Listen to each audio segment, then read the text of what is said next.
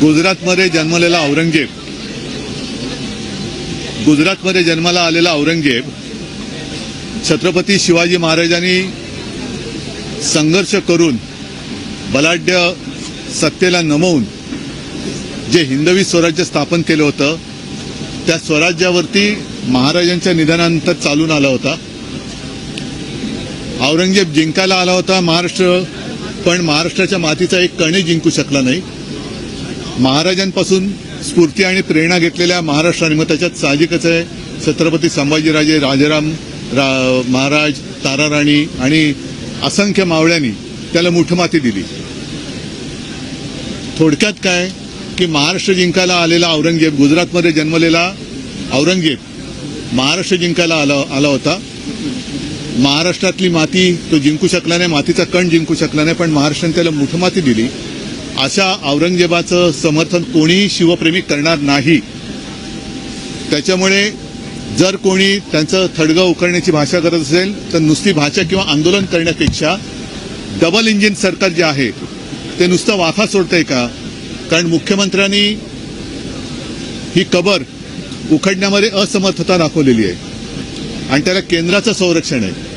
म्हणजे केंद्र सरकार औरंगजेबाच्या थडग्याला संरक्षण देणार असेल तर मग केंद्र सरकारला विचारलं पाहिजे किंवा भारतीय जनता पक्षाला आम्ही विचारतोय तो औरंगजेब तुमचा कोण लागतो? आणि दुसरी गोष्ट अशी की औरंगजेब असो, अफजल खान असो, ही छत्रपती शिवाजी महाराजांच्या पराक्रमाचे पुरावे आहेत. ते जर यांना वाटत असेल नष्ट करायचं तर आंदोलन काय करताय? तुम्ही सरकारकडे जा, मोदींकडे जा आणि मोदींना म्हणा की गुजरातमध्ये जन्माला आलेला औरंगजेब जो महाराष्ट्राने त्याला मुठमाती दिली ती कबर तुम्ही उद्ध्वस्त करा. आणि तो जेव्हा सोहळा कराल तेव्हा चंद्राबाबू आणि नितीश कुमारला प्रमुख पाहुणे म्हणून बोलवा. आहे सोपा विषय आहे, त्याच्यात दंगल करायचं कारण काय? कालची नागपूरची दंगल ही पूर्वनियोजित होती, कारण अफवा त्याच्या आधी खूप मोठ्या प्रमाणात पसरवण्यात आल्या. आता त्याच्याबद्दल गृहमंत्र्यांचं घर हे नागपूर आहे, RSSचं मुख्य कार्यालय नागपूर आहे. अशा या नागपूरमध्ये हिंदू खतरे कसा काय?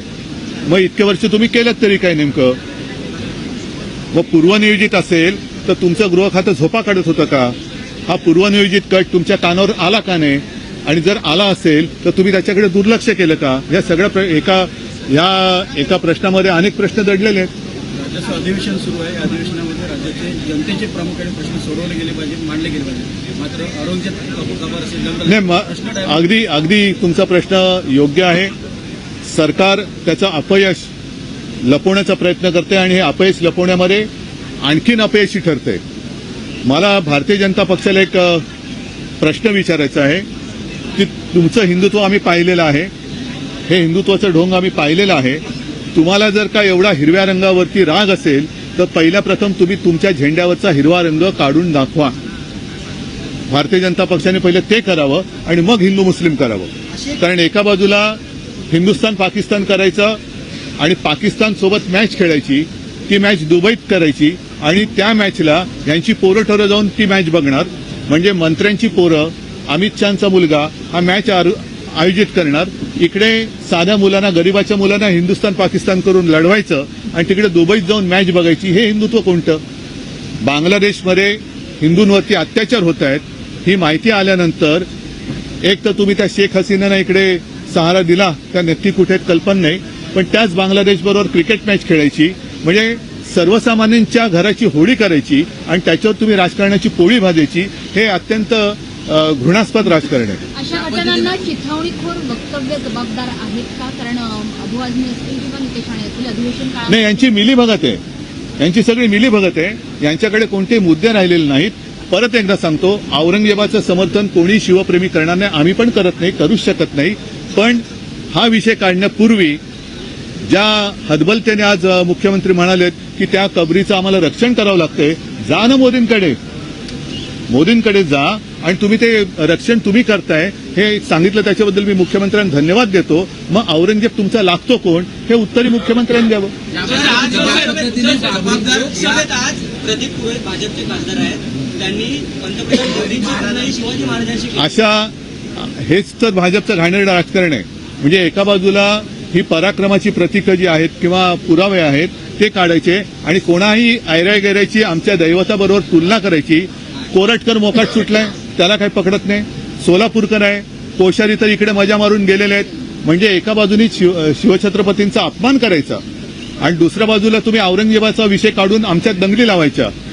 असा म्हणजे खरोखर कर्तृत्वहीन माणसाची छत्रपती शिवाजी महाराजांबरोबर तुलना करणाऱ्याला एकाला तरी भर चौकात फटकावला ना तर पुढे प्रकार होणार नाही. पायऱ्यांवर आंदोलन केलं. जो पक्ष सत्तेत आहे त्या पक्षाचा उपमुख्यमंत्री आहे. अशा वेळेला औरंगजेबची कब्र काढा म्हणून आंदोलन करतात पायऱ्यांवर. म्हणजे हे अपयशी सरकार आहे, फसवेगिरी करून सत्तेवर आलेला आहे. आणि तो जो प्रश्न तुम्ही विचारलात की यांच्या सगळ्या फसव्या योजना ज्या थापा यांनी मारल्या होत्या निवडणुकांमध्ये, लाडकी बहीण असेल, लाडका भाऊ असेल, शेतकऱ्यांची कर्जमुक्ती असेल, बऱ्याचशा गोष्टी. आता मी बसलो होतो त्या शाळेचं अनुदान, म्हणजे शेतकरी आत्महत्या करतायत, त्या नागरीने आत्महत्या केली. पाण्याच्या कैलास नागरीने आत्महत्या केली. त्यांच्या बहिणींनी काल सगळ्यांसमोर आपल्या सरकारला सांगितलं की तुम्हाला लाज वाटली पाहिजे. भारत हा कृषीप्रधान देश म्हणता आणि शेतकरी आत्महत्या करतात, तुम्हाला कसलीच लाज नाही वाटत? काय उत्तर काय तुमच्याकडे? शिक्षक आत्महत्या करतायत. म्हणजे एक एक गोष्ट तुम्ही औरंगजेबाचं थडगं जरूर उकरा, पण त्याच वेळेला शेतकऱ्यांच्या चिता जळतायत त्याच्याकडे लक्ष देणार आहेत की नाही? शेतकऱ्यांच्या चिता जळतायत, आत्महत्या करतायत शेतकरी, त्या चिता जळतायत तुमच्या डोळ्या देखत आणि तुम्ही औरंगजेबाचं थडगं उकरताय. तर एकदा उकरून तो विषय संपून टाका. जबाबदार कोण वाटतं तुम्हाला? असं म्हणतात भाजपचे आमदार, असं म्हणतात की पोलीस तिथे उशीर आले, एकीकडे चिथावणीवर वक्तव्य आणि हिंदू परिषदेचं आंदोलन. म्हणजेच सरकार अपयशी आहे ना. तिकडे आरएसएसचं मुख्य कार्यालय, तिथे आरएसएसच्या कार्यालयाला डबल+ सिक्युरिटी आहे. अशा परिस्थितीमध्ये नागपूरमध्ये दंगल होते कशी? पूर्वनियोजित असेल, बाहेरून लोक आले असतील, असं एक उपमुख्यमंत्री काहीतरी म्हणाले म्हणतात. म्हणजेच काय की स्वतःचं सरकार किती दुर्दैवाने मी म्हणेन की बेकार आहे, हेच त्यांनी म्हटलेलं आहे. मुख्यमंत्री एकनाथ शिंदे अनिल परब बोलत असताना उपमुख्यमंत्री एकनाथ शिंदे हे आक्रमक झालेले पाहायला मिळाले. आक्रमकपणे ते आक्रमकपणा नव्हता, तो भेदरटपणा होता.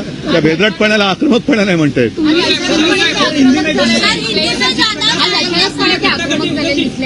अहो, त्याला आक्रमकता म्हणत नाही, त्याला भेदरटपणा म्हणतात.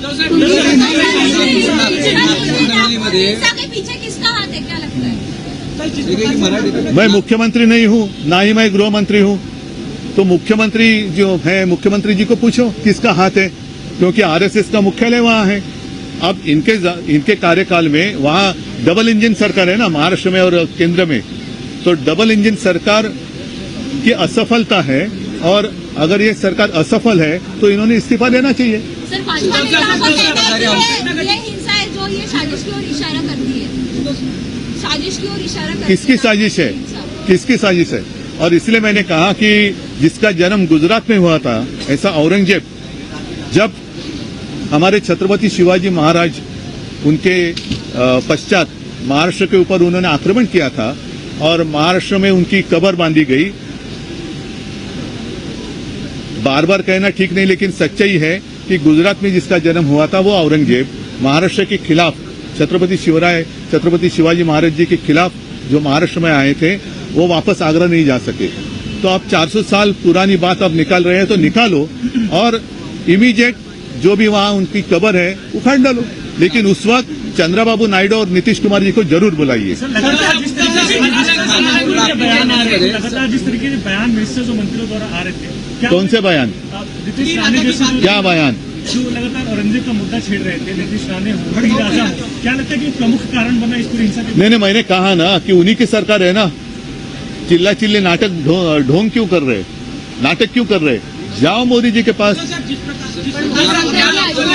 और नहीं और जो बुलडोजर यूपी में चला रहे थे, वैसा बुलडोजर चलाओ ना. किसने रोका है? अगर ऐसी बात है तो भाजपा ने अपने झंडे से हरा रंग निकालना चाहिए. बिल्कुल. अगर भारतीय जनता पार्टी बीजेपी को हरे रंग से कुछ तकलीफ है तो उनके झंडे पर जो हरा रंग है वो उन्होंने हटाना चाहिए. तुम्ही आमच्या भगव्याला कलंक लावण्याचा प्रयत्न केला. शिवसेनेचा भगवा जो शिवछत्रपतींचा भगवा आहे त्याला कलंक लावण्याचा प्रयत्न केला आणि तुम्ही आम्हाला हिंदुत्व शिकवता. तुमच्या झेंड्यावरचा पहिला हिरवा काढा.